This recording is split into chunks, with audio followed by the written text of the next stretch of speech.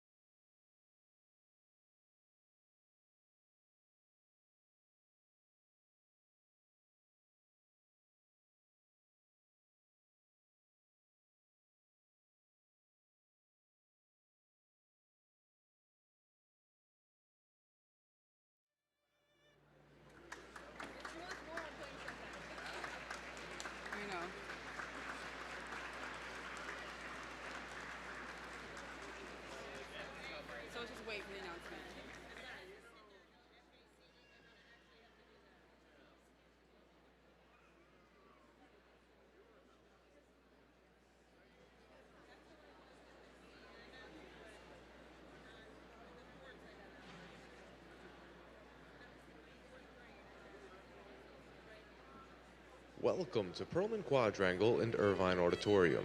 Irvine Auditorium is a non-smoking facility. Restrooms are located on the lower and second balcony levels. Vending machines and payphones are located only on the lower level. Assisted listening devices are available upon request. Please take time to note the exit clearly marked at the front and rear of the auditorium. If for some reason there is emergency, please use these exits to vacate the building in an orderly fashion. For your safety and the safety of others, after exiting, please move away from the building as far as possible. Please take the time now to silence all cell phones or beepers for thorough enjoyment of today's presentation by yourself and others.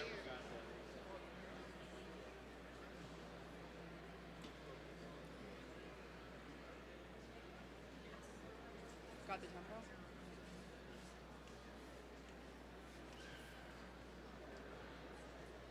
Welcome, Penn Dental Medicine Class of 2023.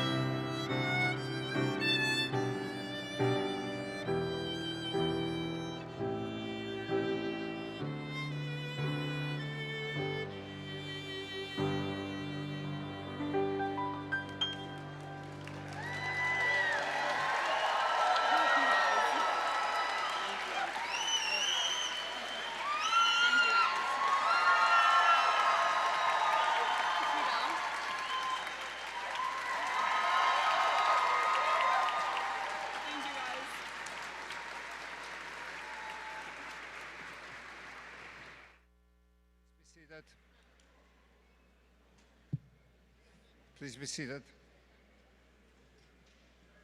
Thank you. Dear Penn Dental Class of 2023, faculty, staff, families, and friends, I am truly honored to open today's commencement events celebrating the graduation and the achievements of Class 2023.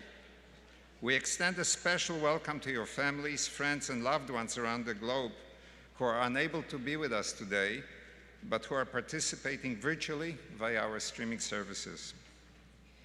It's hard to believe that 4 years have passed since Monday, August 12, 2019, when you first entered our dental school full of enthusiasm, eager to explore the new universe around you. On that very day, no one could have expected the impending local, national, and global events which would shake and change our world. There were long periods of time when keeping those events at bay outside our walls seemed next to impossible. And yet, during those challenging times, your youthful energy, optimism, intellectual curiosity, resilience was a constant reminder that we will prevail and thrive. And thrive you did. Your accomplishment, too numerous to mention here, should fill you with pride and sense of a job well done. I also want to mention another important date, that of January 4th, 2021, when we welcome past students who are graduates of international dental programs into your class. A special mention to the past class. You too started your educational journey here under very difficult circumstances, but your presence and inspiring courage to rebuild your professional and personal lives in a new country has made us truly a better and a more diverse and richer institution. Following our long period of social isolation, today's celebration feels even more special than the ones preceding it. I have little doubt that your future, whether in private practice or in continuing education, is full of promise and limitless potential. As we say goodbye to you during this graduation date, we're also extending a warm welcome to becoming our global alumni PDM family. It has been a privilege and honor to work with you. Please join me in celebrating this important occasion by extending a special thanks to the unsung heroes, your families, friends, and loved ones, near and far, who stood by you and made your success possible. Thank you. Thank you.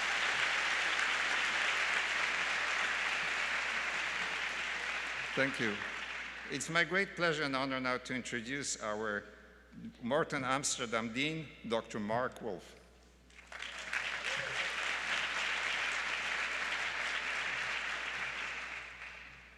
Good afternoon, everybody. It's really wonderful to have everybody here. Smile. You didn't smile. My mother likes to know what I did today, and There are a few seats up over front here. I see 2 seats over here. Please don't lean over the railings to get pictures or anything like that. Mark, our professional photographer, will take pictures of your student getting their diploma, getting their hand shaken, and we post all of these. I don't want anybody getting hurt trying to get a picture, so everybody please. We haven't had a crowd like this in the 5 years I'm dean. It's absolutely wonderful.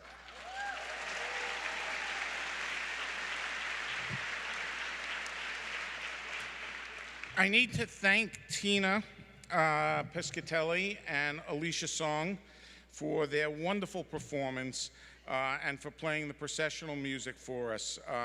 They are part of our class, and it's wonderful to have performers like that.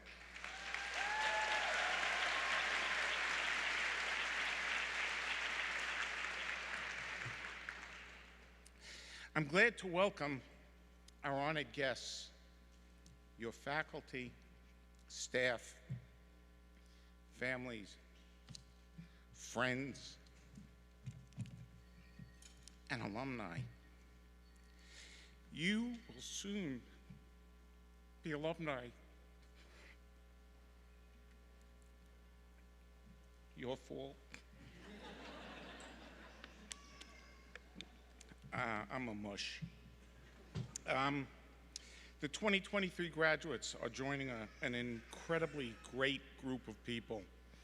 It's truly a pleasure to personally welcome you to this very special day of celebration here in the Irvine Auditorium. And I do have to say there are just so many of you. It's wonderful to have you. For those who could not be here in person, we are live streaming, and welcome from wherever you're watching. Life is filled with firsts. This is the first graduation for most of you. For about 50 of you, it's the second graduation from dental school. You graduated in another country. You came here to get the degree that is an American dental degree and to be eligible for U.S. licensure. But you all have been here through a long journey and are part of the class of 2023. This is an incredibly unique class. Citizens of 25 countries, 24 unique languages spoken.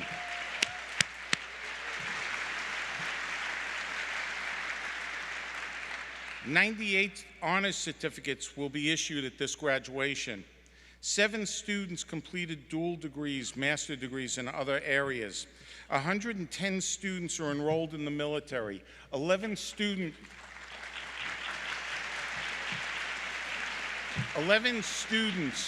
will join the military.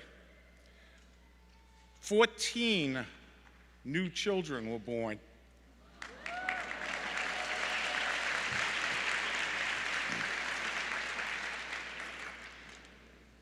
You're all graduating as accomplished scholars and clinicians, people of science, skilled in the healing arts.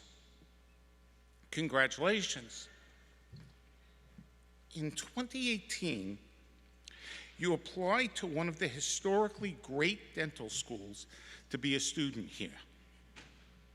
You applied to Penn because of its legendary reputation for innovation in dentistry and Penn's ability to raise the profession to new heights.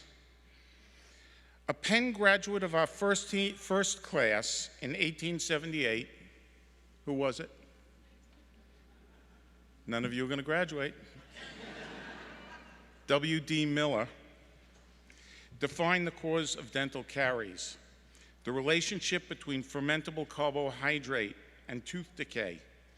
For those of you who are not dentists, that's Mr. Cavity and the basis of sugar causing tooth decay. Dr. Matthew Cryer created the first hospital-based dental service in 1901. He defined oral surgery as a professor at Penn. Dr. Lester Burkett whose belief that oral health was a window into systemic health, defined oral medicine as a discipline.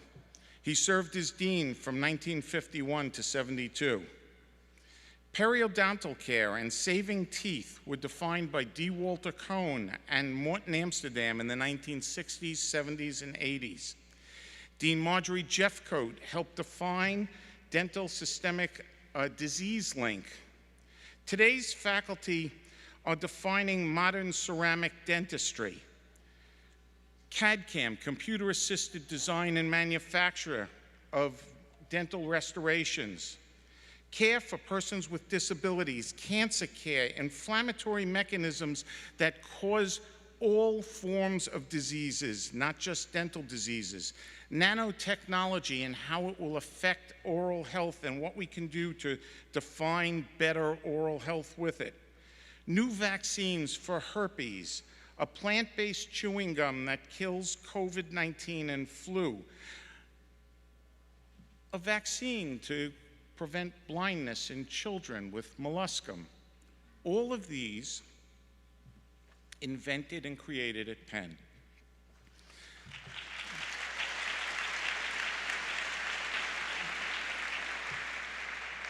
Telling the Penn Dental Medicine story would not be complete without discussing its impact on the community. As students, you experience firsthand how quality oral health care can bring a smile to a child, make an aging person feel young, recognize a veteran for their service to our country, and deliver care to someone with a physical or intellectual disability. You did it.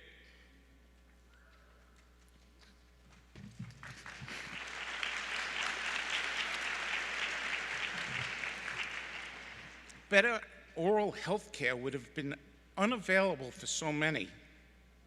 It would have been unattainable without the care at our school's patient centers in the community. So many of you have gone above and beyond to meet the community needs. You have been the safety net healthcare provider for persons with disabilities who could not find dental care anywhere else. Many of you were the healthcare bridge for persons who were survivors of torture. Many of you helped people deserving in so many different ways. Our community was hurting terribly, and it is hurting right now, but you were there to help.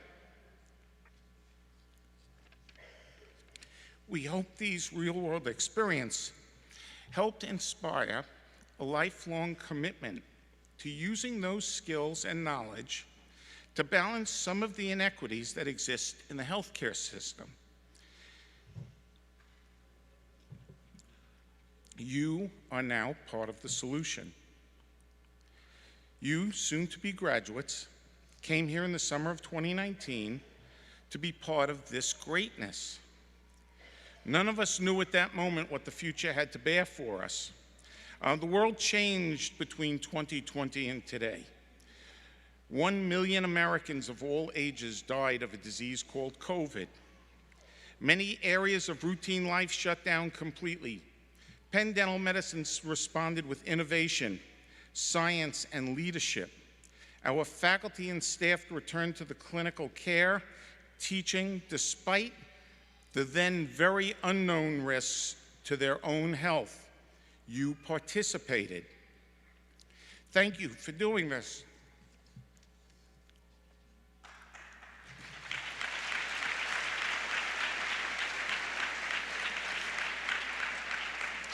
Your clinical education resumed in June of 2020. In fact, we were the first school in the Northeast to actually return to dental care, and we did it safely. Our virtual teaching techniques became the standards of schools throughout the nation. Rather than compromising your education, you increased your service to the community, delivering care in our new personalized care suite, part of our Center for Persons with Disability, with a curriculum that has now become the new national standard. You delivered 21,000 procedures and 5,300 visits in our community oral health centers, serving immigrants, aging, and all underserved communities. You demonstrated caring and enthusiasm. The class of 2023 demonstrated an untapped resilience that you didn't know you had as your education shifted in school. But you continued your education and serving our community. While others were forced to safely coexist with COVID-19, we didn't just coexist, we thrived. Out of this adversity, though, we saw schoolmates who launched food security programs, high school mentorship programs, pentorship, and even more.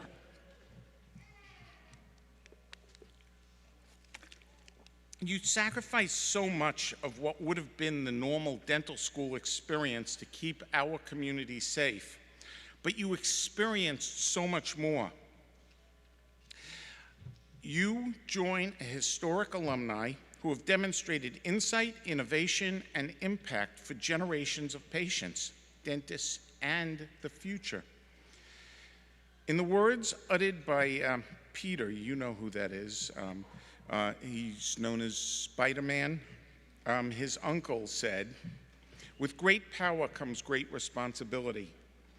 In this case, with great honor and legacy, you inherit great responsibility. Utilize your curiosity and intellect, your passion to serve those in need, to help change the world into a better place for all people. It will require continued sacrifice. Maybe not getting everything, but getting a lot of what we want. But serving others and helping lift everyone together. As consumers of science, you're going to go out and help the public sort through a myriad of disinformation. You are going to have to become the educators of your communities, the inventors, the caregivers, but you must become community leaders, people that can be counted on to build a greater society for all. At Penn Dental Medicine, you partnered with a faculty to help restore dignity, self-confidence, and pride in the patients we treat. You have helped restore function, maintain health, not just oral health, making people feel better. We get to make people smile, and that's just great. Thank you.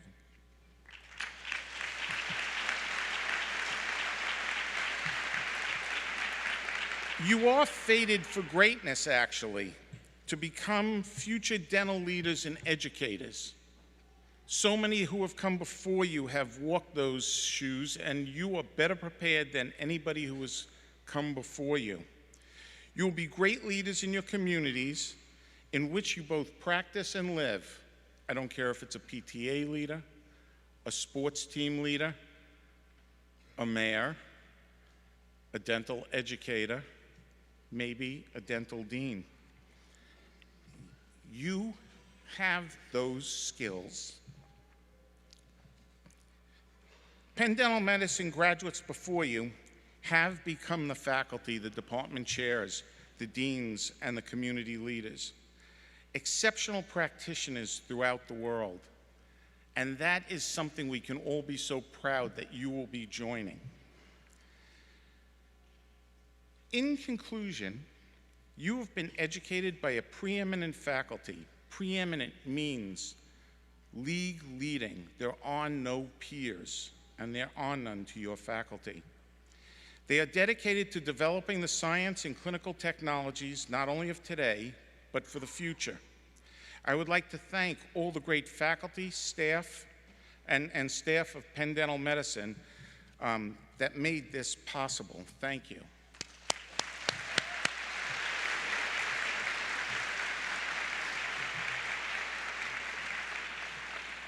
Please recognize the contributions your families and the sacrifice that your families and friends have made, making you the person you are here at this school. So please, let's recognize all. Thank you. As graduates, you join a new support system. Today, you join the elite ranks of 10,000 Penn Dental Medicine alumni. I hope you'll remember that you will always have the support, encouragement, and involvement of your Penn Dental extended family, wherever the next steps in your career take you. We are here. Just as you are now proud graduates, or about to become proud graduates of Penn Dental Medicine forever, your careers will bring us pride and prestige to your alma mater. Stay involved with us. Share your achievements. When you put your patient first, we know that you will always do the right thing. Maintain that insatiable urge to learn. There is no limit to what you can achieve. We welcome you to our profession. Now,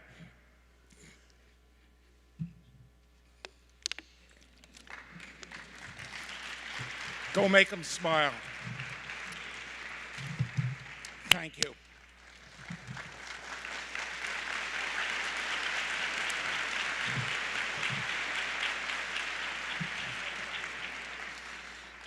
So now is the easy part. I won't cry over this one.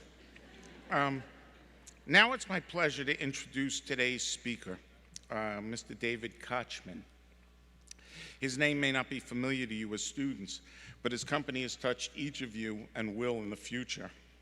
And every one of your days here at Penn Dental Medicine, as we were educating you, his company affected it. David is the Chief Corporate Affairs Officer of the Henry Schein Company. He received his Baccalaureate of Arts in Philosophy and Middle Eastern Studies from Emory University and his doctorate in law from the Benjamin Cardozo School of Law at Columbia. Henry Schein is the world's largest distributor of dental equipment and supplies, active in more than 32 countries. They are an incredibly important partner to Penn Dental Medicine, and in no small measure responsible for making Penn Dental Medicine the envy of every dental school by helping invest in our community and our students with technology and materials as well as financial support.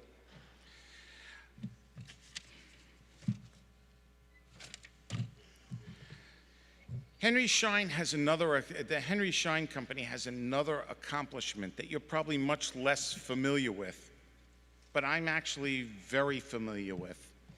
The Henry Schein Company has been named to Fortune's World's Most Admired Companies for the last 22 consecutive years.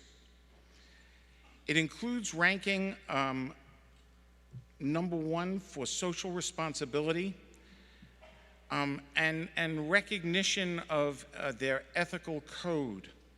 They have been recognized by Ethisphere Institute as the world's most ethical company 12 times and is the only honoree in the healthcare industry. David Kochman is a leader in both is a leader on both fronts at Henry Schein. I invited him to speak here today about social responsibility, to share his personal story of involvement in just causes. It's inspiring to me, and I hope you will likewise be inspired by David's story. David is a good personal friend and has worked hard to help make your education everything that it actually is today, and even more for the next generations to come. David, please join us.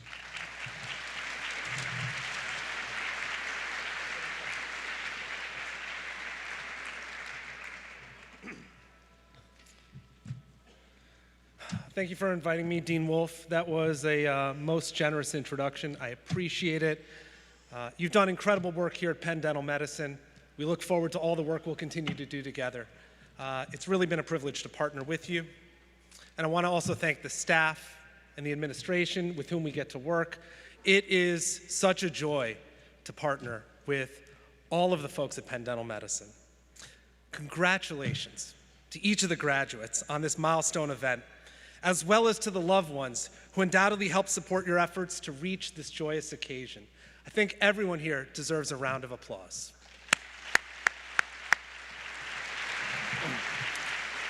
It really is a sincere honor to address you here this afternoon at this most prestigious institution. University of Pennsylvania has graduated an astonishing list of visionaries, innovators, and leaders who individually and collectively generated huge impact that is spread around the world. Penn graduates include business leaders like Elon Musk, Sundar Pichai, and Warren Buffett, along with entertainers like John Legend, Elizabeth Banks, and Shakira, to name a few. 2 future US presidents attended UPenn, although only one graduated. And amongst Penn alumni and faculty are 36 Nobel laureates, 24 Rhodes Scholars, 28 Tony Award, 16 Grammy, and 4 Academy Award winners. Moreover, your venerable Penn Dental Medicine, celebrating its 145th graduating class, counts amongst its notable dental alumni Albert Bouchon, who was a Major League Baseball player and also invented the catcher's mitt, Doc Holliday, the notorious OK gambler and gunslinger, and Ashley A. Bear of 7th season of Bachelorette fame. So with access to such an unparalleled reservoir of dignitaries and luminaries, on this special occasion, you get me as your speaker, who may be remembered as the most forgettable commencement speaker you might ever have. Look, I fully appreciate that you, very much like my own children, have a healthy skepticism that I have any wisdom to offer. And I'm also cognizant that listening to yet another speech today is about as enticing as a 7:30 a.m. oral pathology class. So I'm not going to talk about myself, but rather I want to share with you a few stories of some people who've inspired me to focus my professional career and my personal life on seeking out opportunities to make an impact. Like many here today, my parents hugely influenced my worldview and career outlook. Our family emigrated to the United States when I was young. My mom was a nurse in a pediatrician's office, and my father's a pediatric dentist. My dad always took that late night or weekend phone call from a parent whose child was in pain and took great pains to ensure special needs children receive thoughtful, patient, and loving care. To us as kids, these were complete strangers calling, and all we saw was my dad leaving the dinner table to going into the office on a weekend. But to him, this was a chance to improve someone's life, and it filled him with pride and gratitude to have that opportunity. My father believed and still believes in actions, not words, and that's why I remember Sam. When I was about 8 years old, our family became more religiously observant, and that included going to synagogue on Fridays and Saturday mornings. As we began to regularly attend, we took note of a gentleman that was always in attendance, second pew off to the left. You couldn't miss him. He was a short, older man, quite obese. He was always wearing the same tattered, ill-fitting suit. His feet were horribly swollen. They looked like loaves of bread coming out of some tattered, worn shoes. And Sam muttered to himself, and he smelled awful. Sam regularly took the bus to and from Temple, and because we lived in Western New York, during the wintertime it was very cold and windy. After services were over on Friday nights, all my brother, sister, and I wanted to do was go home and eat dinner that my mom had prepared. But without fail, my dad would ask Sam if we could drive him home. I'm not proud to say it, but truthfully, we as kids would privately grumble. It wasn't pleasant driving 15 minutes out of our way with a man who smelled in a car when we just wanted to get home. But every week, my father offered. More than that, he looked for opportunities to do small favors for Sam, to bring him food, to bring him some home goods that he might need. Sam passed away when I was in college. My father was one of the only people at the funeral. He never got a medal or any recognition of anything beyond the knowledge that he took that opportunity to impact this one person's life and make it a little bit better. Because every single life has value and deserves dignity. Perhaps subconsciously, thank you.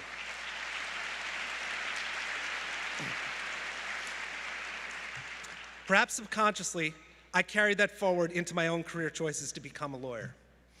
From a young age, I remember being drawn to criminal justice matters. The concept of your liberty being taken away from you resonated powerfully with me. We're all wired in some way, and for me, the fear of being wrongfully imprisoned was palpable. And I knew that if I was ever in that situation, I wanted someone fighting on the outside for me. I yearned for an opportunity to play a role in a case of some gravity, and in 2002, I got an opportunity to join a lawyer who was representing an Alabama death row inmate who appeared to be wrongfully convicted. This lawyer had himself taken on the case in 1993. He'd had a storied career as a labor attorney in New York City, but had no criminal law background. Yet he'd heard that Alabama uniquely didn't provide defendants with attorneys in post-conviction proceedings. This is where most of the errors that occur at trial are corrected. Yet there's no constitutional right to an attorney in post-conviction proceedings. He was passionate about this case, and we worked on it together until he died in 2006. Our client was a man named William Kenzel, Bill Kenzel, who was born in Alabama in 1962. He was poor but a hard worker and had never gotten into any meaningful trouble in his life. On the rainy night of Monday, November 9th, 1987, a 39-year-old mother of three working at a convenience store in rural Sylacauga, Alabama, was killed by a single shotgun blast just after 11 p.m.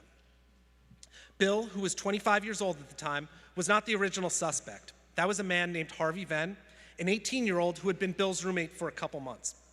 They worked together at a textile factory in a nearby town and were last seen together that evening around 7 p.m. Harvey was initially suspected because 8 people reported that they saw or spoke with Harvey at the store between 10 and 11, and the clerk was shot just shortly after 11 o'clock. Importantly, some of those witnesses testified that Harvey was at that store with a white male, but it was not Bill.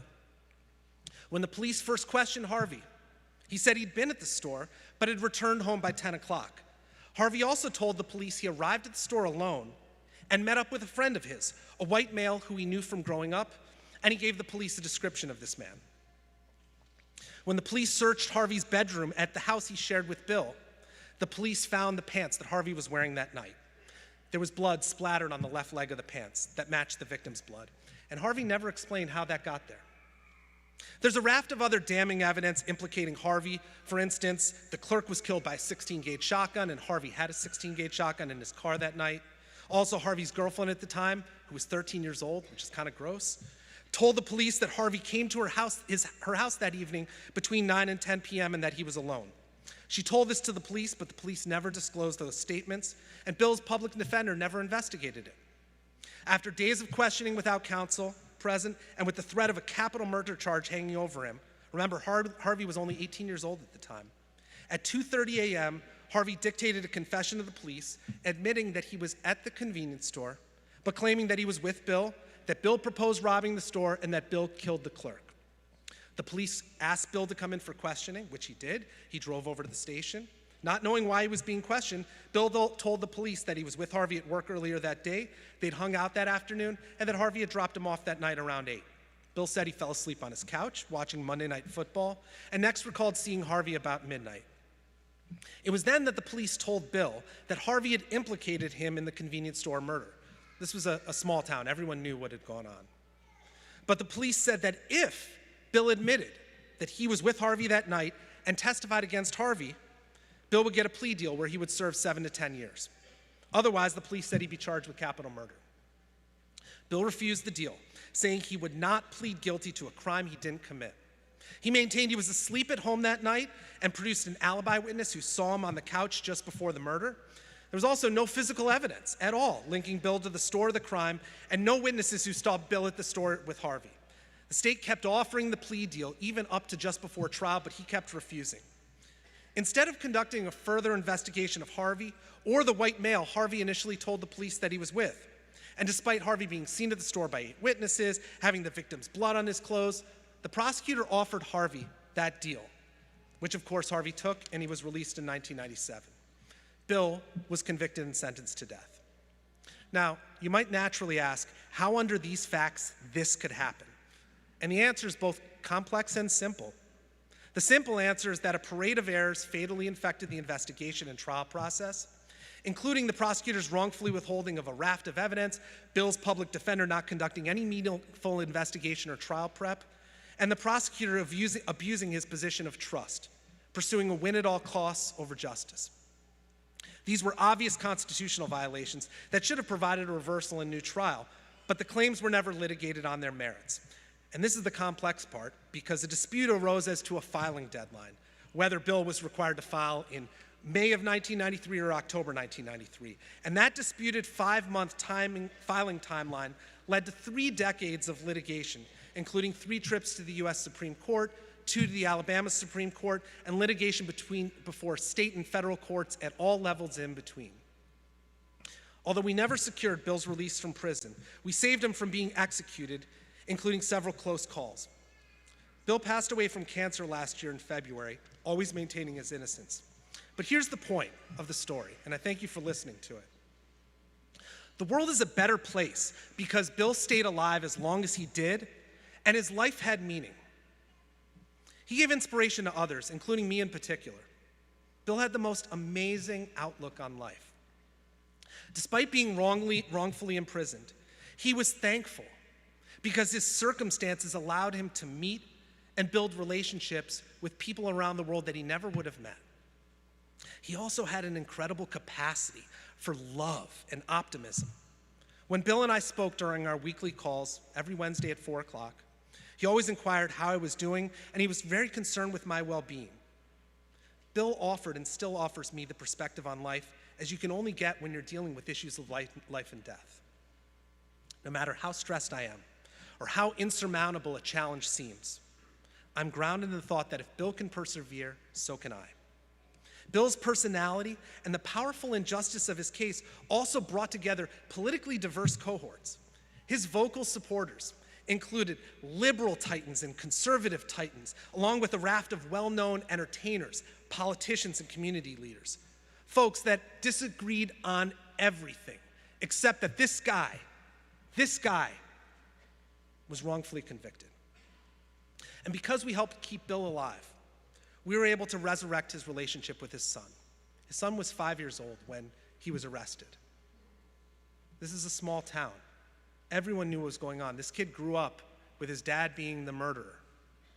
A few years before Bill passed, we were able to repair that relationship, which took a lot.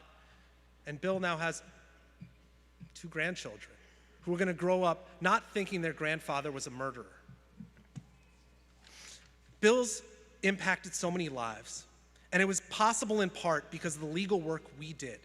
None of these things were forecast when we took on the case. We and I simply saw an opportunity to use our skills to make an impact, and we did it. Every single day, you'll have many chances to make an individual impact. You have a person before you, prone in a chair, vulnerable, who's trusting you to help. Every day, you have a chance to alter the course of their lives with your talents and training. Years ago, the anthropologist Margaret Mead was asked by a student what she considered to be the first sign of civilization in a culture. The student expected Mead to talk about clay pots, tools for hunting, or religious artifacts. But no, Mead said that the first evidence of a civilization was a 15,000-year-old fractured femur. In societies without the benefits of modern medicine, it takes about 6 weeks of rest for a fractured femur to heal. This particular bone that she'd found had been broken and it healed. Mead explained that at that time, if you break your leg, you die. You can't run from danger. You can't drink or hunt for food. Wounded in this way, you are meat for your predators. No creature survives a broken leg long enough for the bone to heal.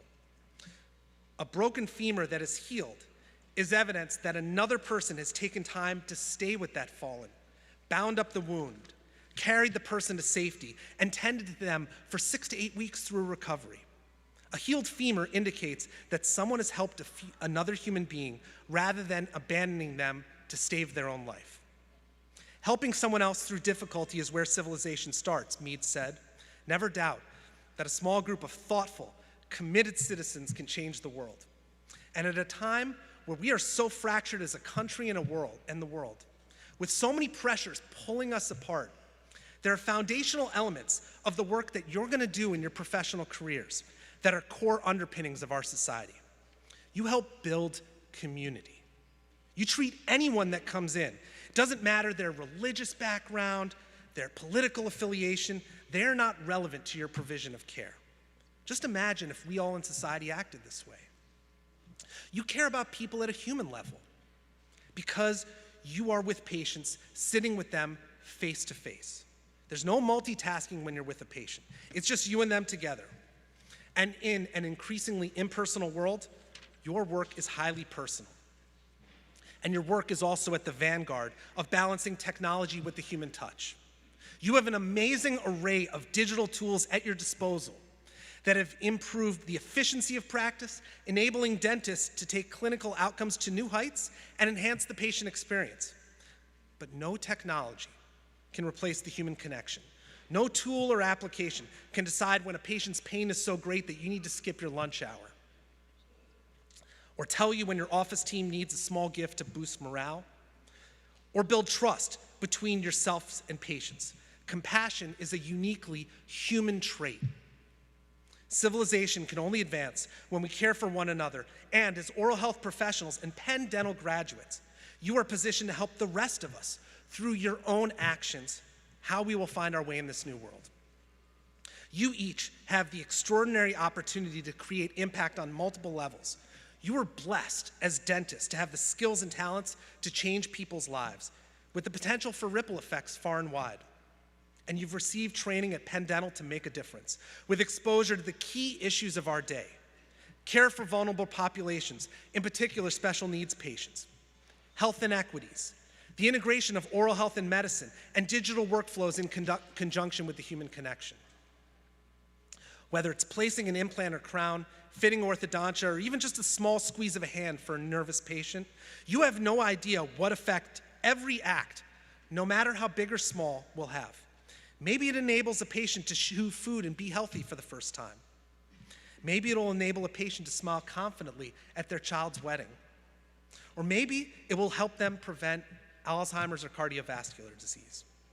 As you receive your hoods this afternoon, I want to challenge you to feel the weight of that. Remember, you are receiving, as Dean Wolf said, both the responsibility and the opportunity to impact a life every day you practice. What you do with that opportunity, that privilege, is up to you. But know that you're well prepared, you serve a vital role, you have many partners available to help, including and especially my colleagues at Henry Schein. Thank you for the sincere privilege to address you today. You are each incredible, and I can't wait to see what this Penn Dental class does.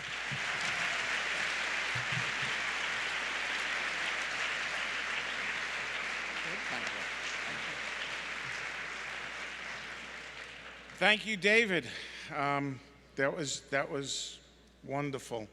And it is the charge to the class of 2023 to go out and do good with your education here at Penn Dental Medicine. David, with this, you're welcome to come start practicing dentistry. You're now an honorary Penn Dental graduate. He even has access to all the right instruments and tools. I would now like to introduce another really good friend.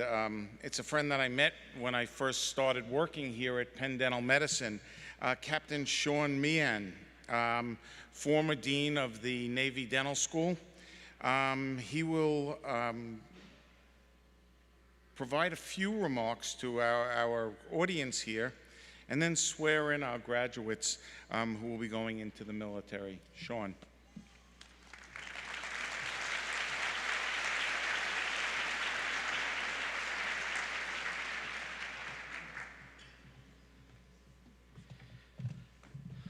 Oh, good afternoon, and I want to thank Dean Wolf for inviting me back to address the 2023 graduates of Penn Dental and their families, and to oversee one of the most momentous occasions in the professional lives of those of you who will enter the armed services, the time-honored commissioning ceremony.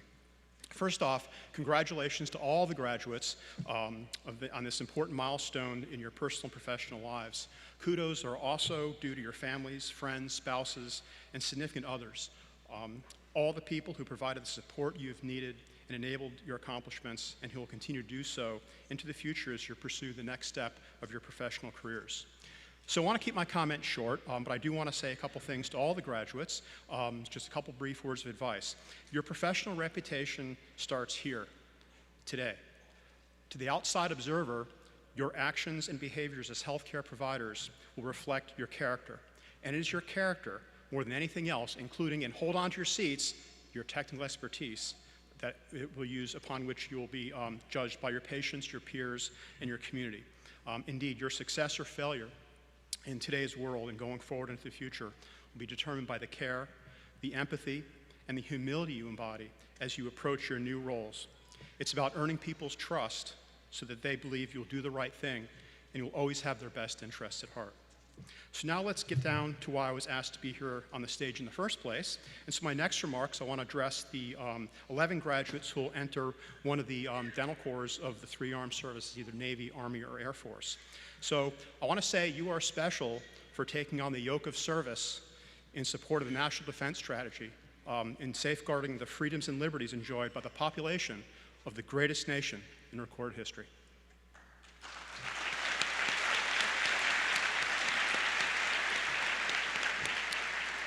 And I want to add to my previous comments about the trust invested in you as a member of the healing professions and the need to establish your professional reputations. As military officers, you're about to delve into an additional level in the realm of trust and of authority.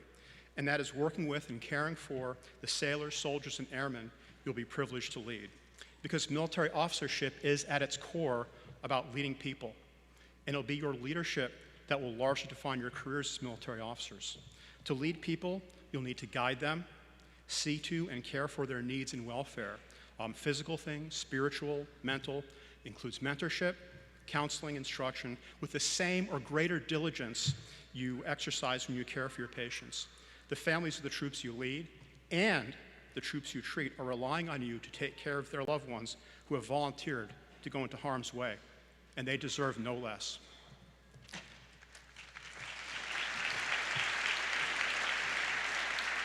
So, keeping these thoughts in mind as you progress through your military careers and acting on them in a thoughtful, selfless, and honorable manner will go a long way in assuring your success as a military officer, leader, and professional. So now let's move on to the reaffirmation of your oath to the Constitution to mark your entry onto active duty.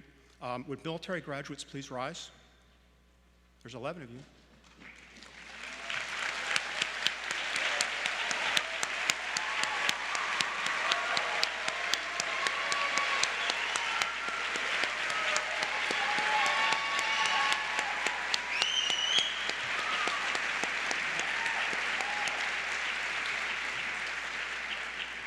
Also, if there are any current or former members of the military in the audience, you're also welcome to join the oath.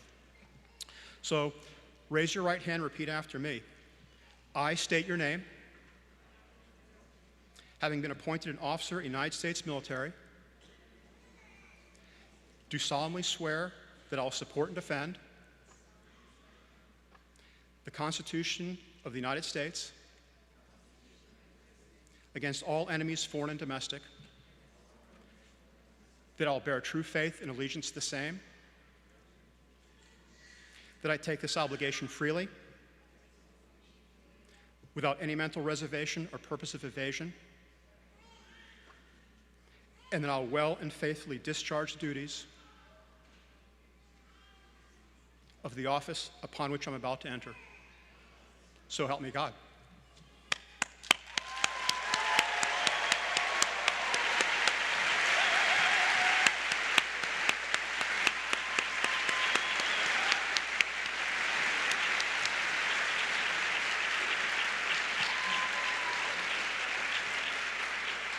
You can be seated.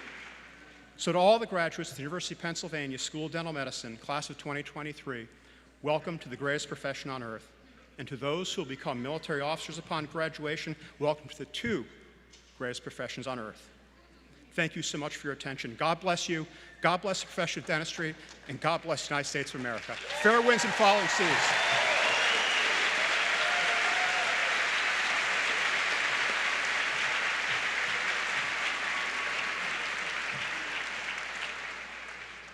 Thank you, Captain Meehan. Now I'd like to introduce a student with whom I had the pleasure and honor to work for the 4 years, the incredibly talented Dr. Eric Verdain, the class president.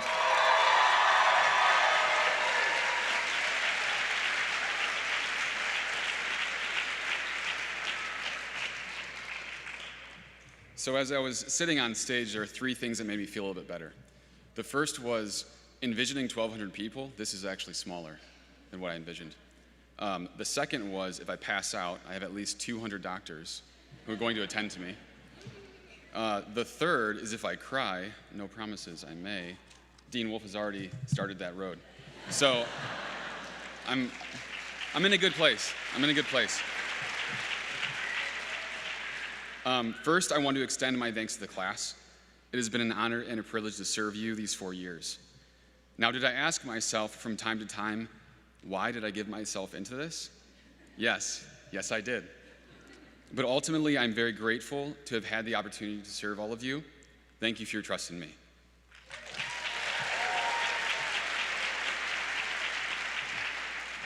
On behalf of our class, I want to extend thanks to those who helped us arrive here. To the school leadership, to Dean Wolf, Drs. Hangorski, Saleh, Alawi, Hershkowitz, Kaup, and Glutch. Each of you, in one way or another, unequivocally improved the experience of our time at Penn Dental. Although our class did not always agree with your decisions, I am sincerely grateful to have had the opportunity to work with you.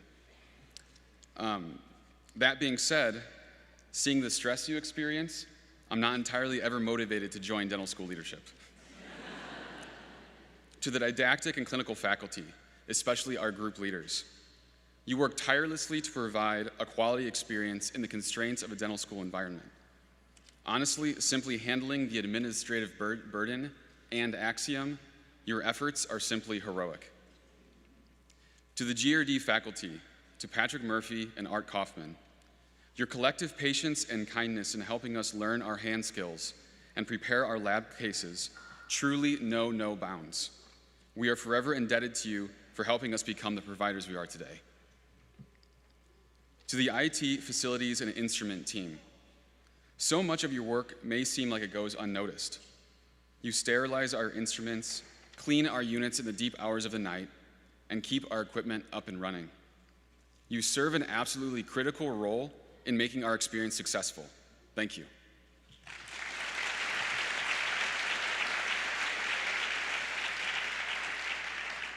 Lastly, I would like to give my personal and heartfelt gratitude to the members of the Executive Student Council team. Please stand and remain standing when I call your name. Vice President Catherine Chen. Secretary Hiba Khan. Treasurer Andrew Sai. Social Chair Indigo Ballister. Academic Chairs Shrey Patel and Anthony Capello. And Executive President John Chin. When I say these individuals went well beyond what members of a student government should do, I mean it. I truly couldn't have managed this role without you. Thank you.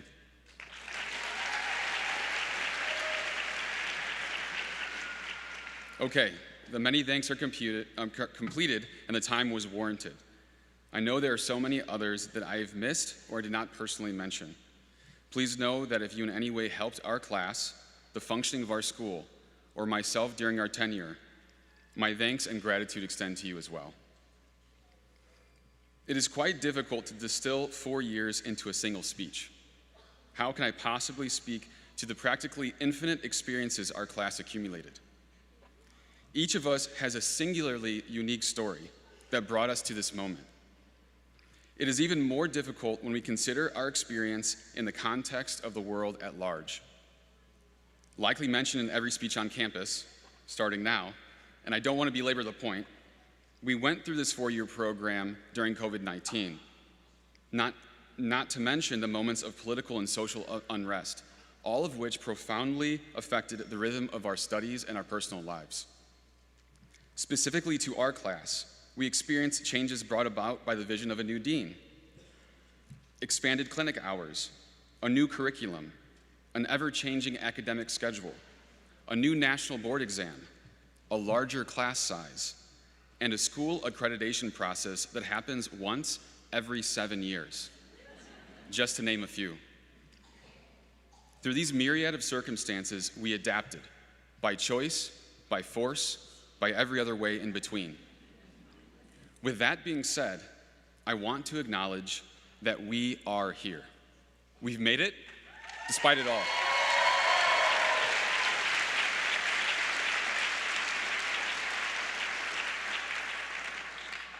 This graduation has a feeling of significance, and rightly so.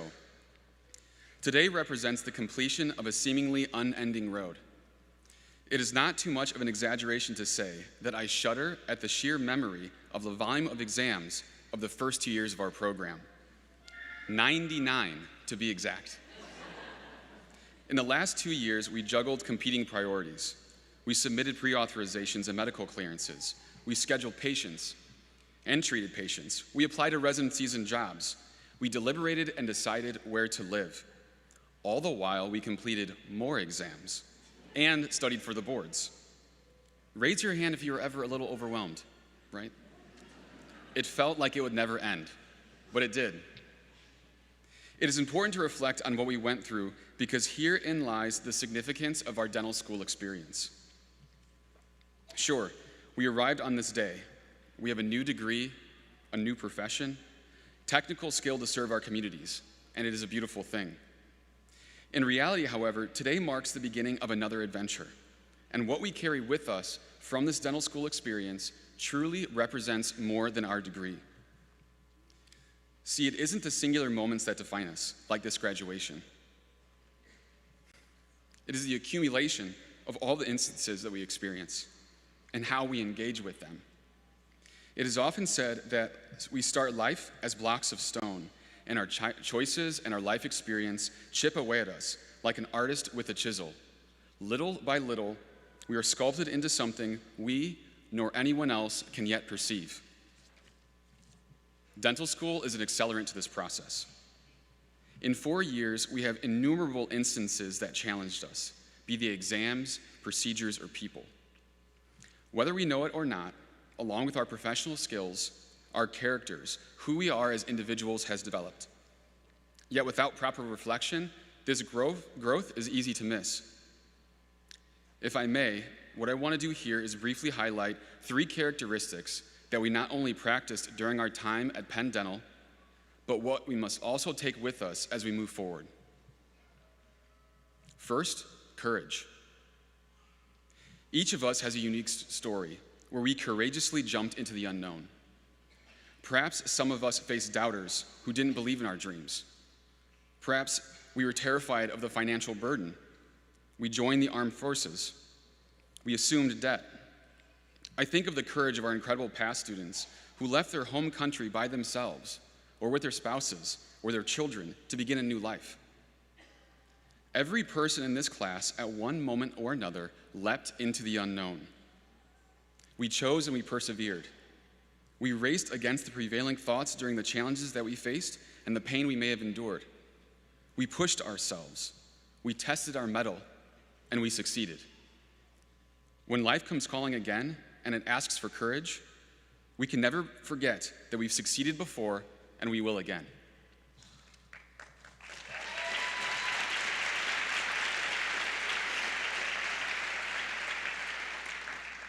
Second, humility. There was one point in time when we didn't know how to do something. From crawling to baby steps, we learned to walk. Fast forward to today, we can cut preps, load trays, and give someone a Hollywood smile. We have to continually remind ourselves that we're not perfect, and life is a process. An integral part of that process is self-awareness, seeing ourselves as we truly are. We are not only humble when we analyze our defects. Humility exists when we take ownership of our gifts and talents and utilize them to their fullest potential. But it can't stop at ourselves. It must transcend self, and we must apply it to those around us, be they future colleagues, teams that we lead, or our families. We need to recognize that they too are going through their own life experience. We are going through it all together. Will we stumble along the way? Absolutely. Will pride creep in? Without a doubt. We need to be patient with ourselves and others. So let us own our strength. Let us seize opportunities for growth. And let us go outside of ourselves to build up those around us. Third, gratitude. Perhaps the line between gratitude and humility is not drastic, but in times of trial, there is an ocean in between. how hard it is to be grateful when we are deep in the throes of being humbled. But it is exactly then that gratitude is our greatest ally. Where despair and sadness turn us inward, gratitude takes us outside of ourselves. It is important to meditate on that, what brings about gratitude in our hearts, what spurs us to see the goodness and blessing around us. Perhaps it is the grace and goodness of a Father God, an ultimate creator. Perhaps it is the memory of the environment in which we grew up, or the circumstances that life has given us that brought us here. Or maybe it is the people around us. In this moment, we can see those on stage, our teachers and our mentors looking proudly upon us. Look at those in the audience who sit before us, or those that watch from afar. They've so deeply shared in our struggles, and they supported us with their hearts and minds. The point is, when we find ourselves in darkness and all seems lost, we need to recall the goodness, beauty, and love that is written within our lives. If we believe it, even with the tiniest of faith, we will persevere in the most difficult of trials.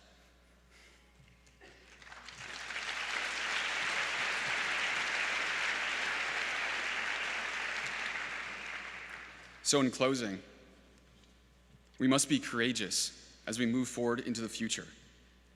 We must be humble, for as smart as we are and as wise as we believe ourselves to be, there are people, circumstances, and the universe guiding us along the way. Today, let us bask in the moment with a heart full of gratitude for the lives that we lead. For the next adventure in this pilgrimage that we called life is just about to begin. Thank you.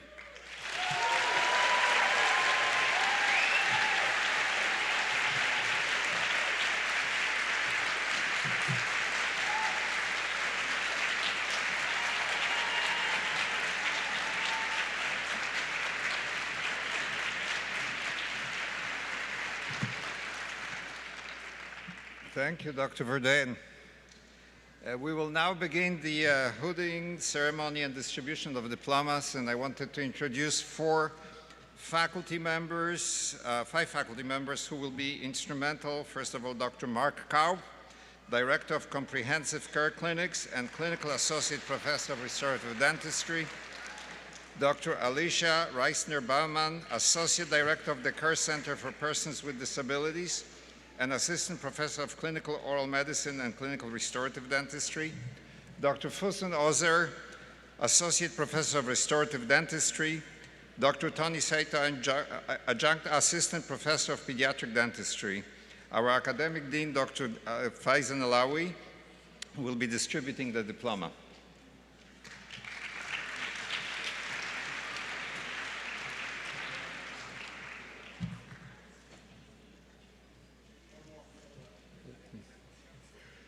All right, so we'll start with our married couple, Ibrahim Jubril Atum and Dr. Mais Riyad Rauf.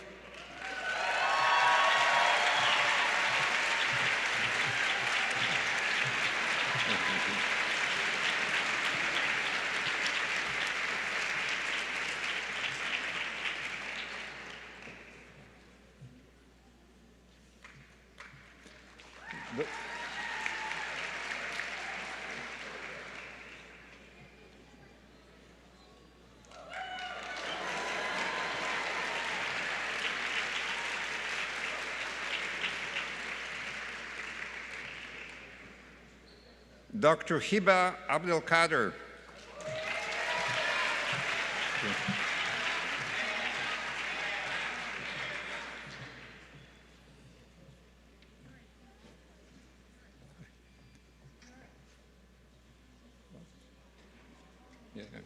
Dr. Michael Abdel Sayed.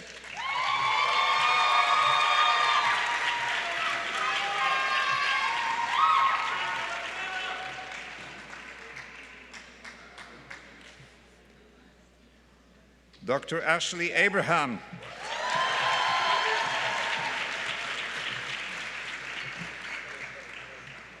Dr. Mila Abramov.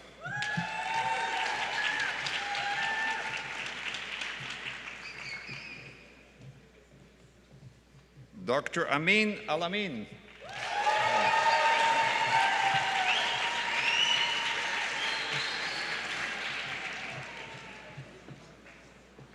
Dr. Zainab Al-Azawi.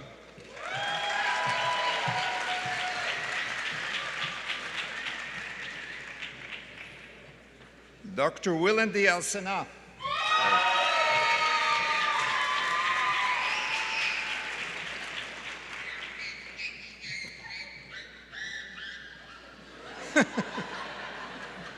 Dr. Fawaz Al-Humaydi.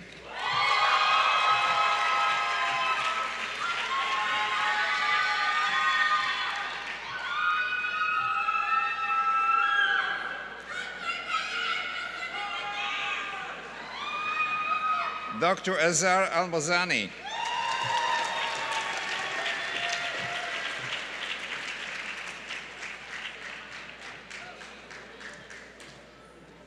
Dr. Laura Beatriz Alvisua.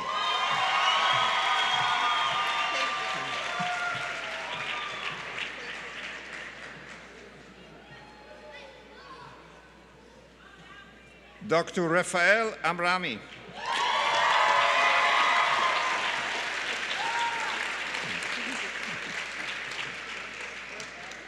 Dr. Daniela Arevalo.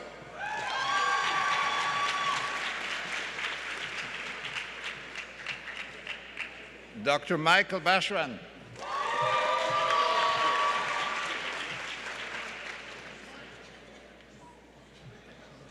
Dr. Indigo Hagan Ballister.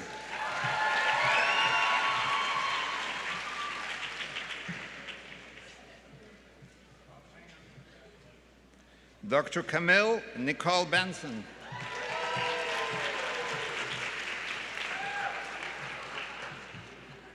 Dr. Gabriela Barrera Piñón.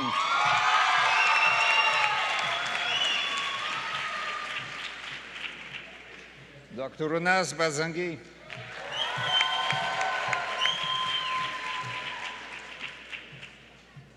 Dr. Bella Beck.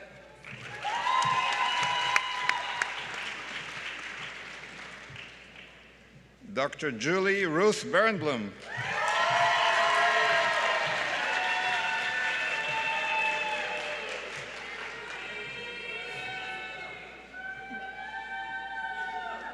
Dr. Amy Blazhewski.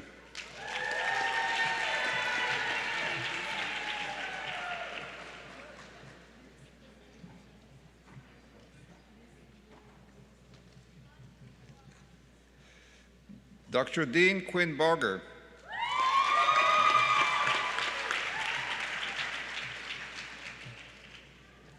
Dr. Nicholas Bowen.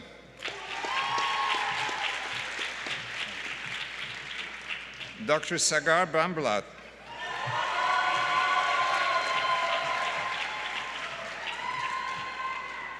Dr. Christian Brown.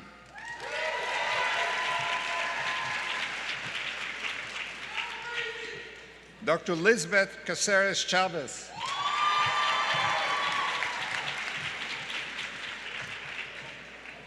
Dr. Kyle Campbell.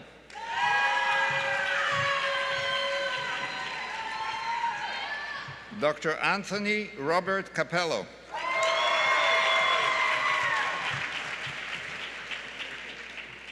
Dr. Andrew Frank Casey.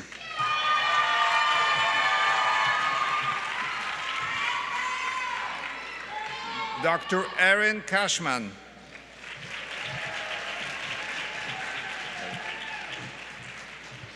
Dr. Yok Yen Chan.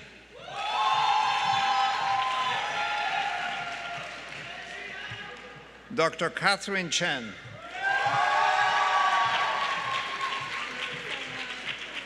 Dr. Lu Chen.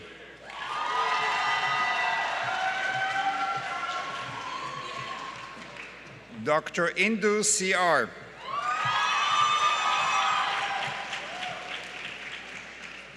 Dr. Tiffany Yuting Chu.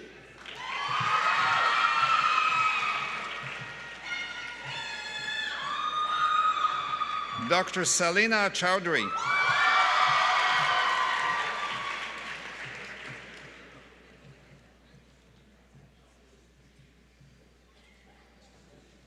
Dr. Vasiliki Christou.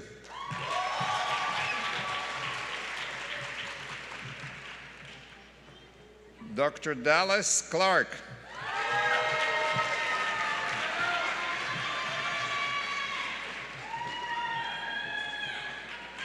Dr. Martin Cohen.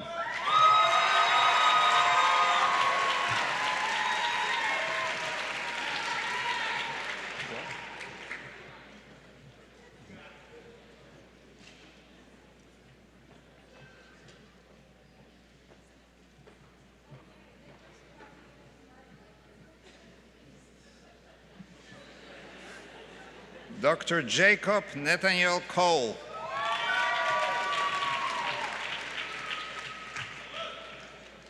Dr. Michelle Xuan Kui.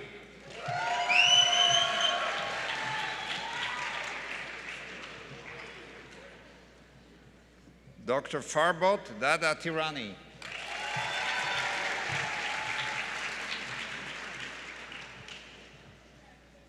Dr. Aurora Dalipe.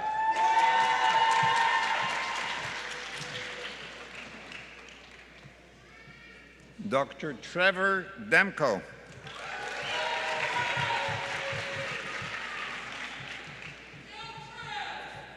Dr. Jigisha Mitesh Desai.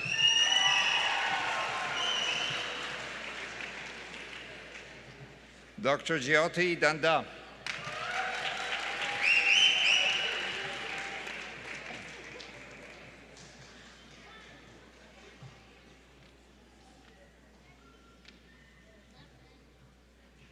Dr. Ramon Herbela Ocana.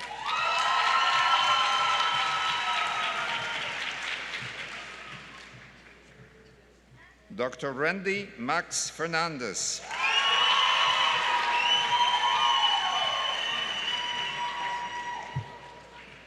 Dr. Jennifer Fleischmaker.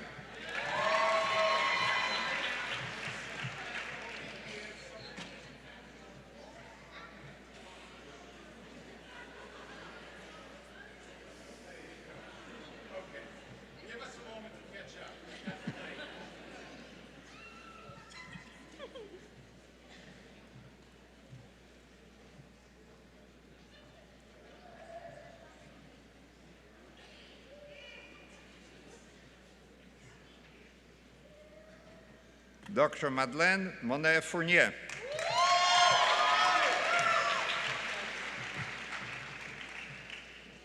Dr. Patricia Gamez O'Connor.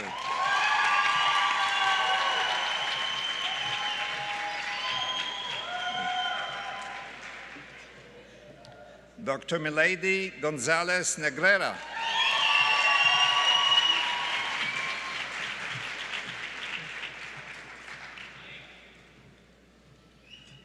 Dr. Amanda Gu.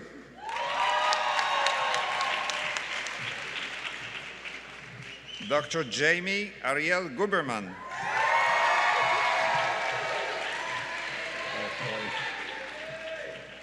Dr. Chris Guru.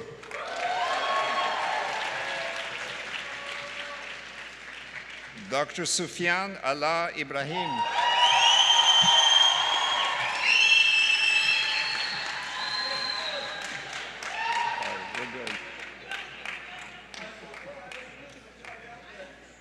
Dr. Anne Victoria Isaac.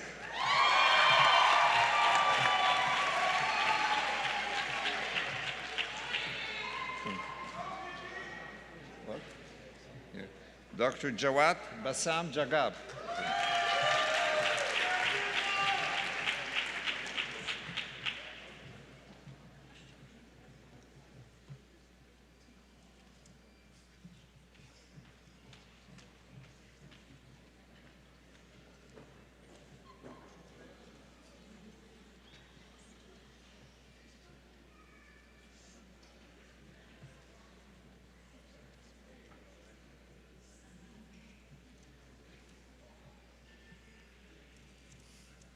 Dr. Gi Han Jung.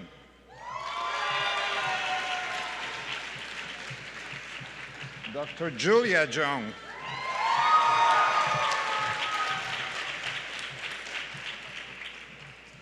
Dr. Carly Johns.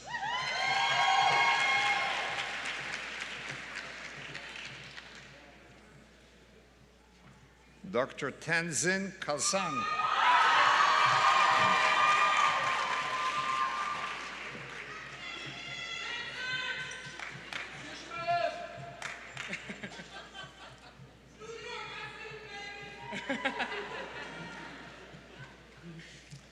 Dr. Ryan Kaminsky.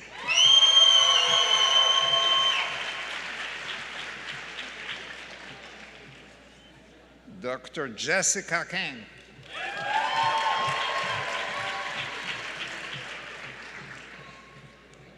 Dr. Nina Carnuta.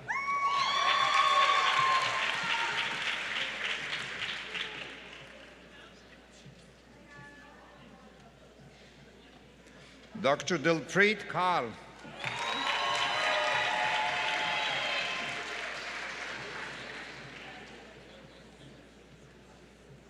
Dr. Seish Madeleine Bender-Kellner.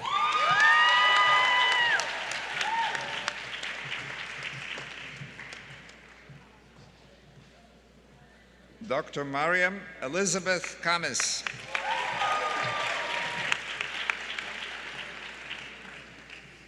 Dr. Aisha Khan.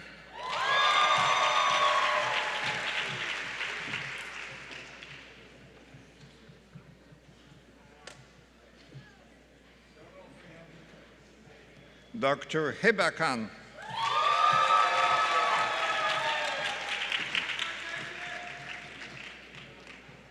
Dr. Jinu Kim.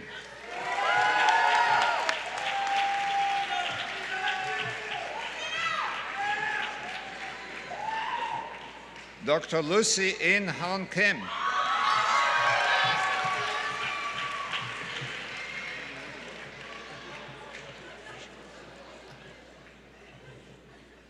Dr. Matthew Kim.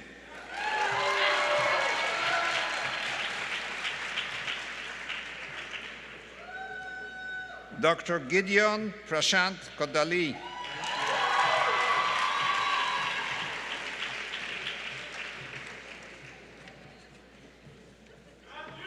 Dr. Rachel Kogan.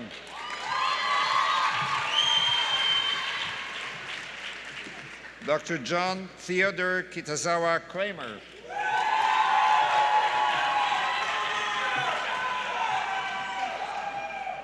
Dr. Kamar Krayam.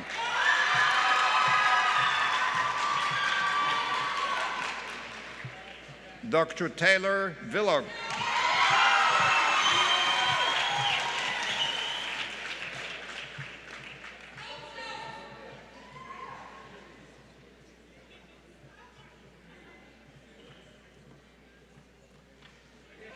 Dr. Spencer Lang.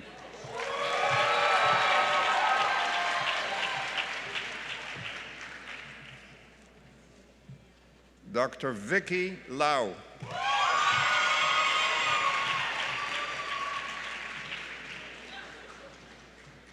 Dr. Dana Lee.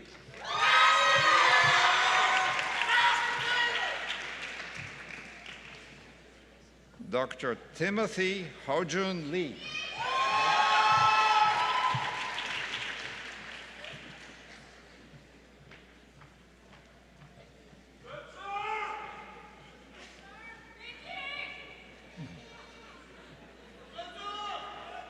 Dr. Vivian Lee.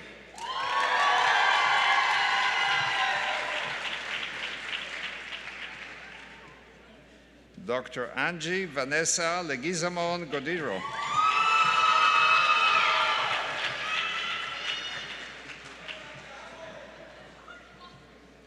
Dr. Alicia Lee.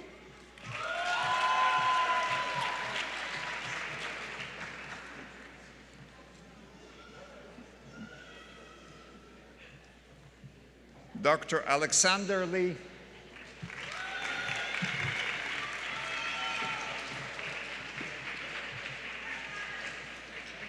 Dr. Sun Yan Lim.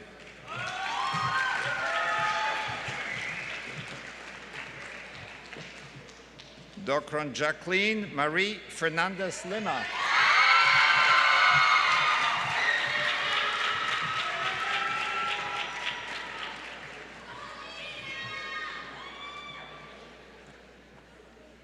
Dr. Gan Lin.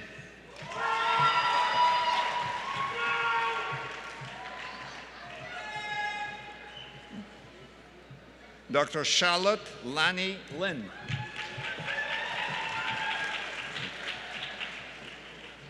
Dr. Victoria Liu.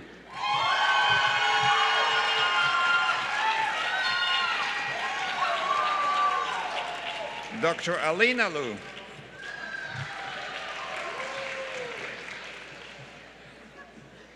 Dr. Genevieve Page McRae.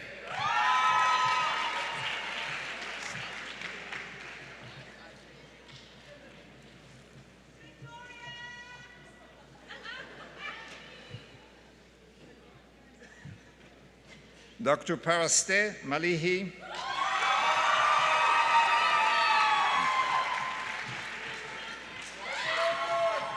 Dr. Delmon Malka.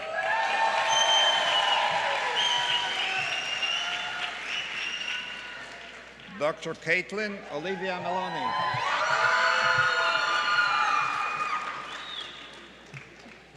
Dr. Sarah Masumi.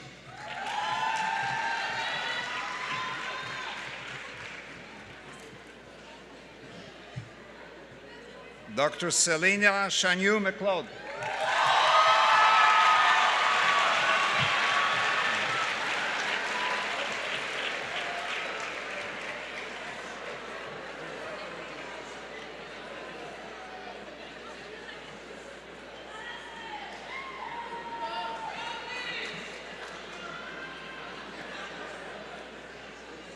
Dr. Nima Emil Merganpur.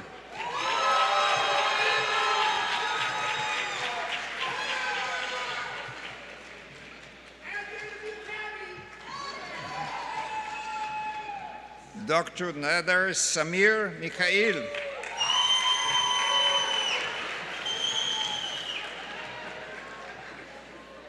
Dr. Sajal Vijay Magnani.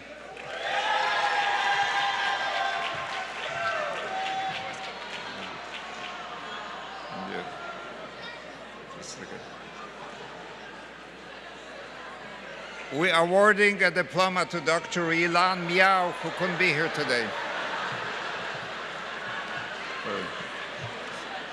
You don't.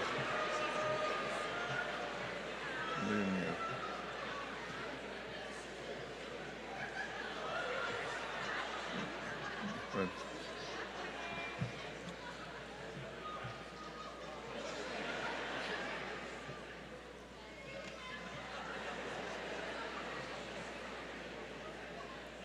Dr. Zachary Minevich.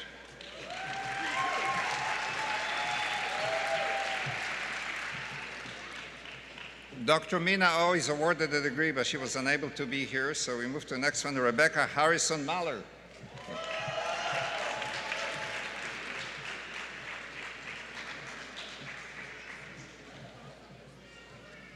Dr. Leilani Hope Myers.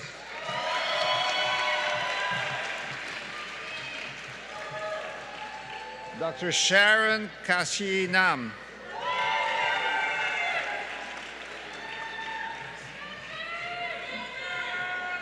Dr. Mary Nashed.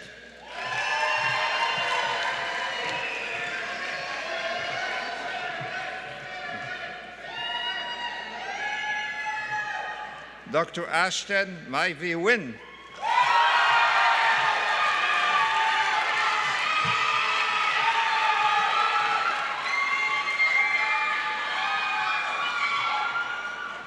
Dr. Sai Nin.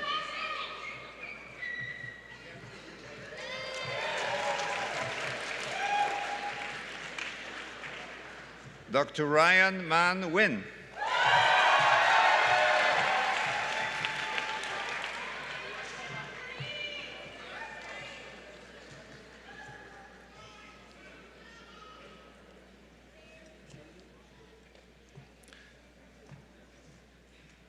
Dr. Richard Nee.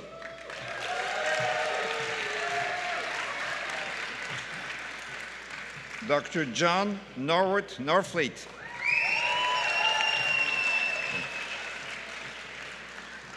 Dr. Rebecca Nosaka.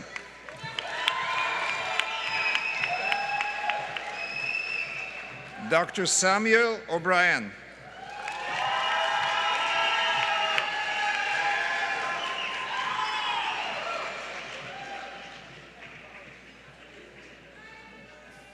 Dr. Rosa Osequetia Romero.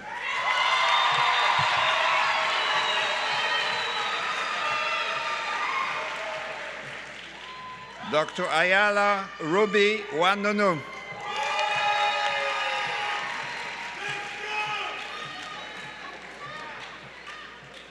Dr. Jenna Marie Panek.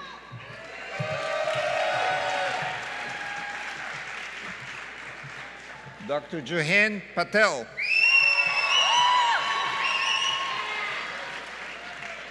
Dr. Pooja Ashok Patel.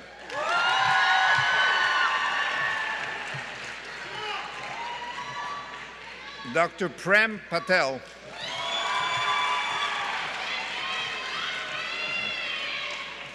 Dr. Rishi Patel.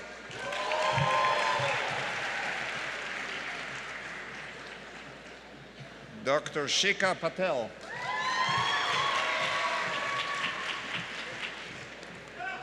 Dr. Shrey Sunil Patel.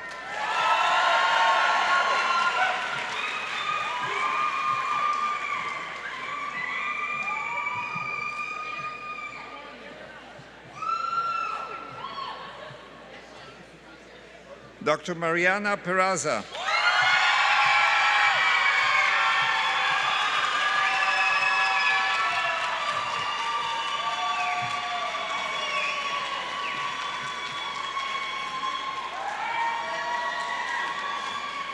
Dr. Josie Marie Pereira.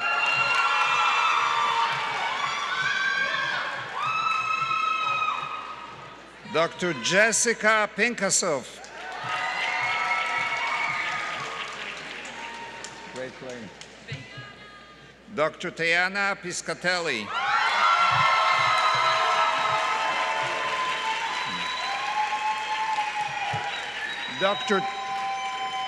Dr. Tony Porteus.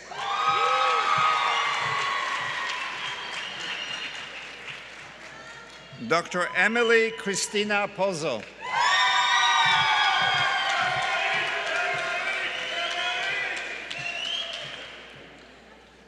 Dr. Surya Punjabi.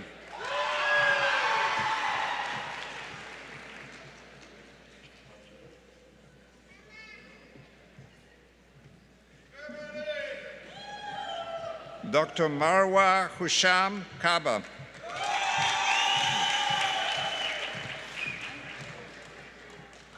Dr. Lauren Taylor Rasmussen.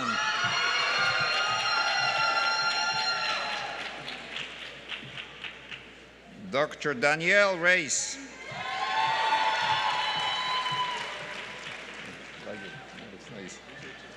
Dr. Jordan O'Neill Alistair Reed.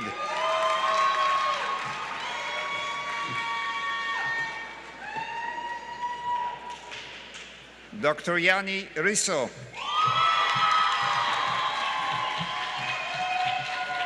Dr. Melissa Rodriguez.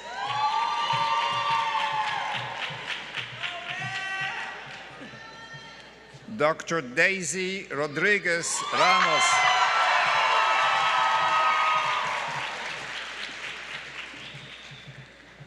Dr. Martina Mamdouh Rafael.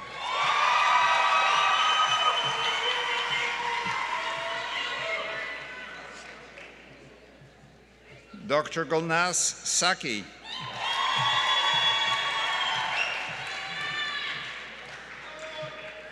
Dr. Elena Sanchez Azares.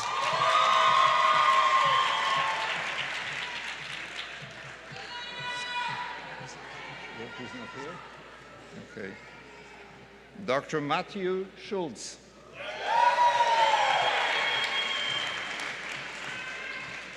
Where is Santos? Santos, he didn't come? Michael Roberto Santos, missing. All right, not here, okay.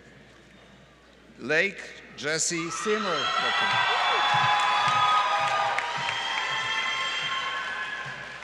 Dr. Mrunal Rajan Shah.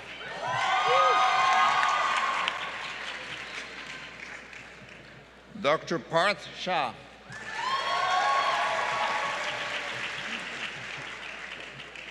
Dr. Lauren Shern.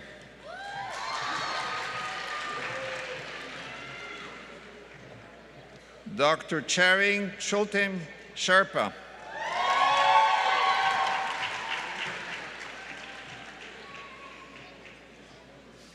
Dr. John Shin.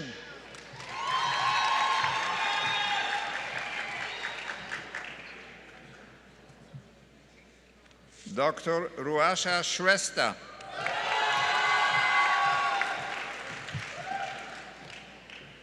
Dr. Danielle Rose Silver.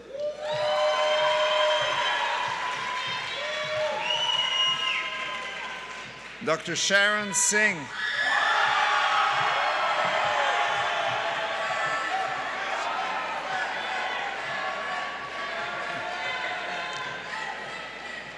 Dr. Janavi Sivakumar.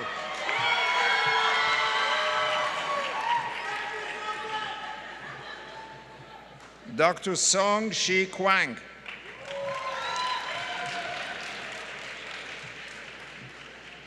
Dr. Kanika Safal.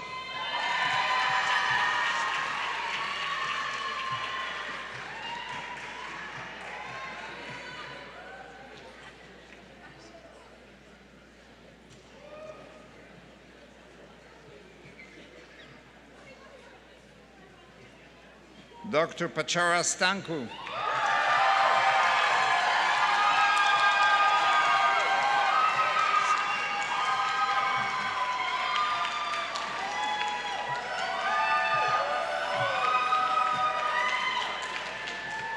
Dr. Brooke Talsania.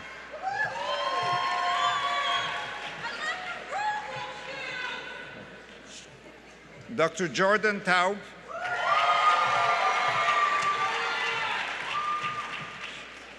Dr. Ashima Takral.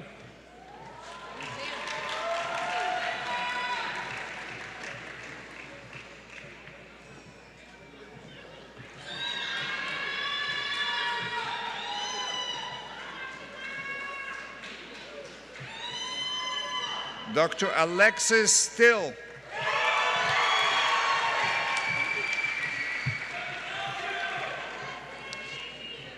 Dr. Christy Trong.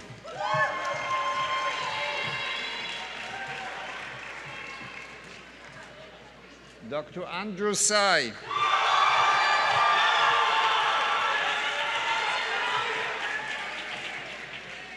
Dr. Malti Tuli.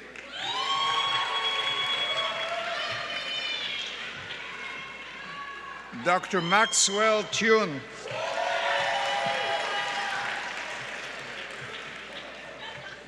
Dr. Pinel Vagani.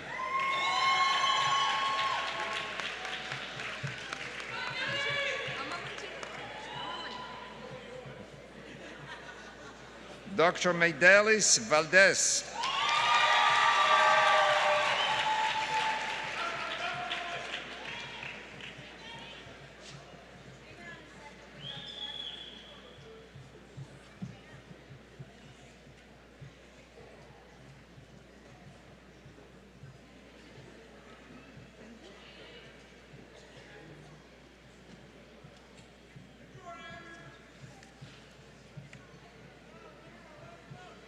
Dr. Swati Vuchur.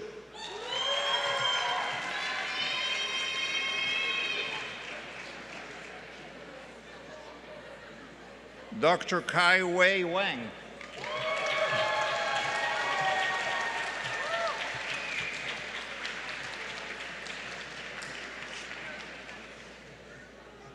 Dr. Chelsea Wiener.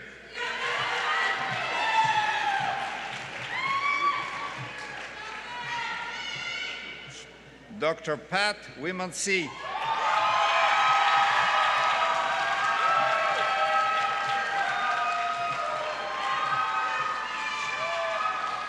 Dr. Binglan Shui.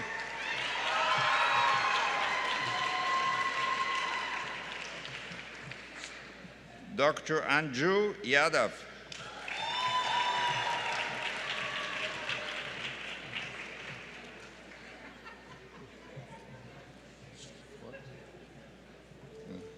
Dr. Brenda Young.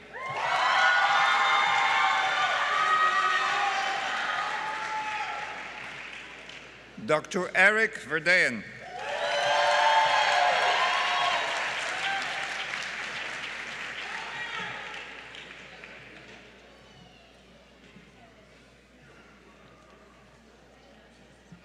Okay.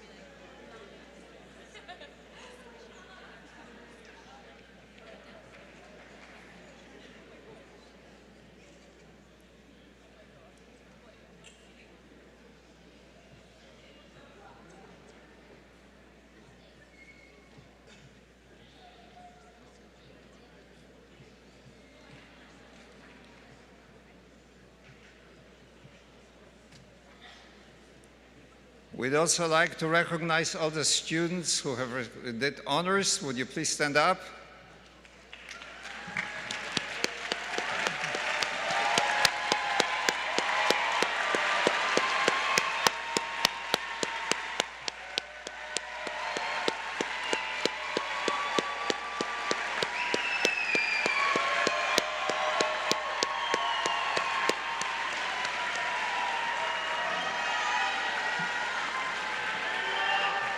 Okay, a round of applause to class of 2023, all of you.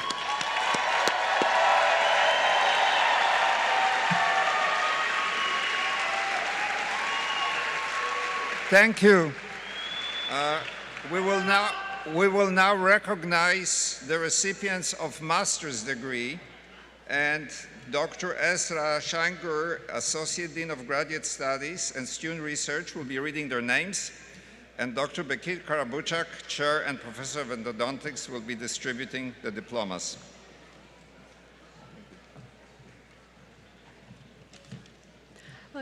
Good afternoon, dear graduates, very proud families, friends, and colleagues. Congratulations. It's my great honor today to present you our graduates of our master's programs. Graduates of Master of Science in Oral Biology, Dr. Nora Alagin.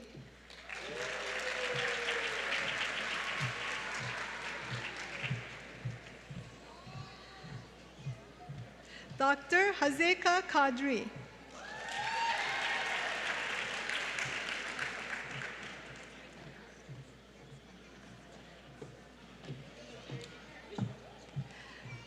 Dr. Nora Khan.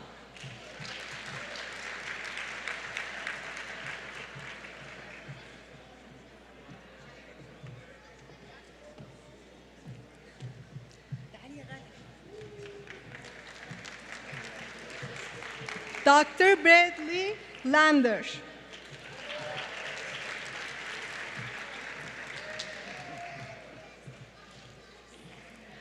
Dr. Jae Hoon Lin.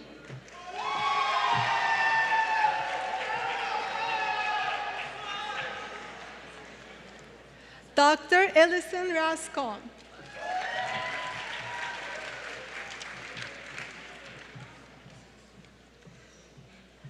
Dr. Albert Robles.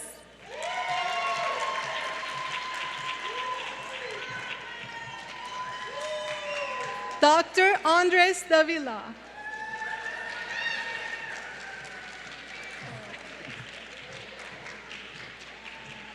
Dr. Wahidi Shah.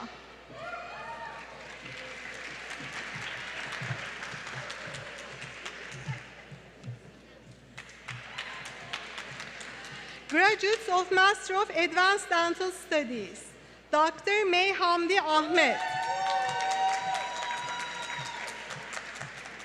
Dr. Ortenzia Jonja Chili, Dr. Maxi Wang, graduates of Master of Oral Health Sciences, Ms. Tin Xuan Chris Chang, Ms. Alina De Fritas,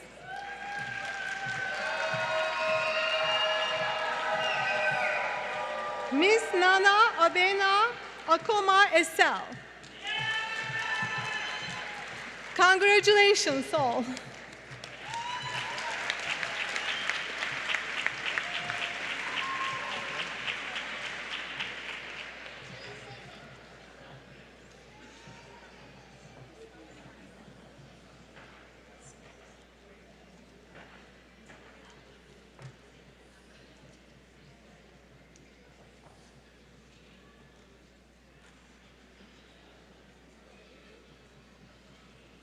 Done.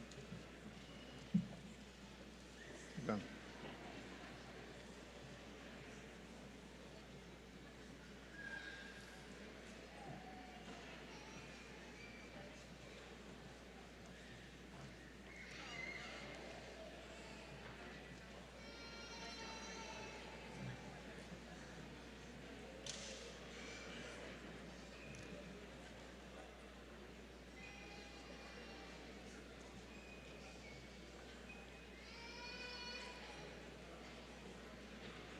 I would like now to introduce my colleague, Dr. Beverly Crawford, Director of Diversity and Inclusion, to lead the professional pledge.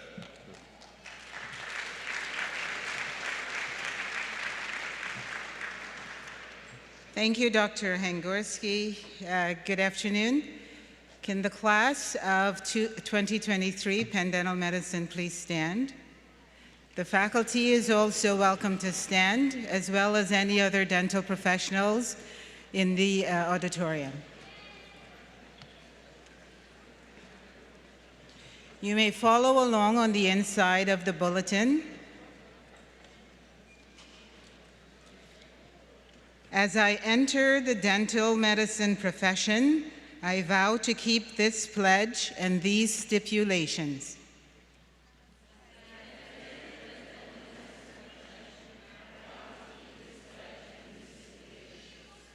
I understand that my primary responsibility is to my patients.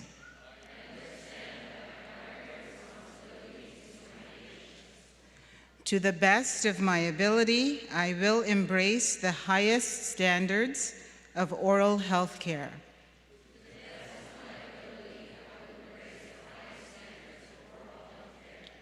And treat all individuals under my care with respect and honesty.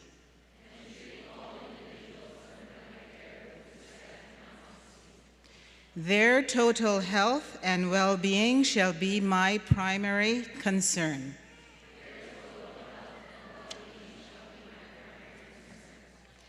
I accept the responsibility to maintain my competence through the continued pursuit of new knowledge and skills in the practice of dentistry.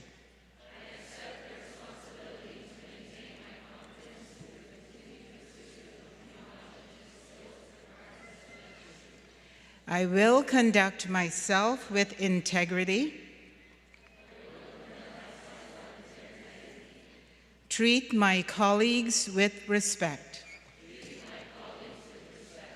and wherever possible, work to advance the oral health of society.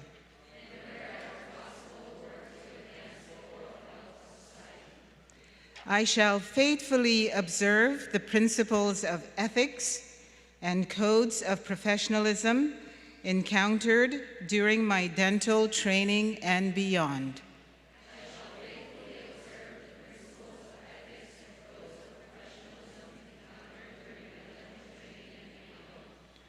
All this I pledge with pride in Penn Dental Medicine's heritage and my commitment to the profession and the public we serve.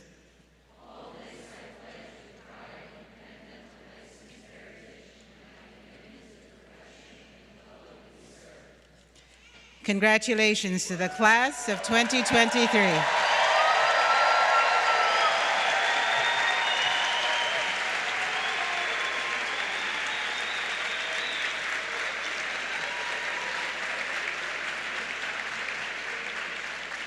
Thank you, Dr. Crawford. This concludes the formal aspect of our program. We ask that you allow the graduates to leave first. There will be a small reception back in the dental school. Congratulations again.